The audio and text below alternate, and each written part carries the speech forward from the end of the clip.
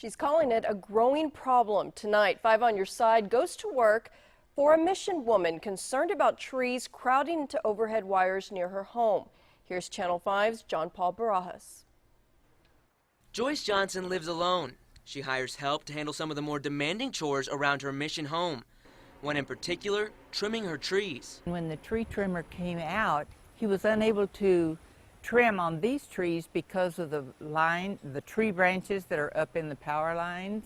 Johnson took me by the arm to make sure I got a good look at the problem she was dealing with. The tree branches have come down so that when they were on their mower, they would have to bend over to get under them, and so they started cutting the low ones off. Johnson tells us she reached out to a local power company and placed multiple work orders over the past month.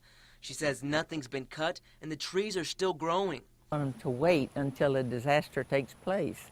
And when you're dealing with electric wires, that can happen. We did some digging and discovered the wires are not power lines. They are cable provider lines. We reached out to Johnson's cable provider, Spectrum, to see what they could do for her. And one of our technicians will be happy to come out, and that way we can determine if it is indeed our cable line or the line of another provider. Spokesperson for Charter Spectrum, Kristen Eastman, says they are unsure if that line belongs to them, but they can check. All Johnson has to do is place a work order with their customer service. Eastman explained this line is not as dangerous as a power line breaking because it is not a live wire. But it could cause issues for people who don't notice the line down and will disconnect any customer.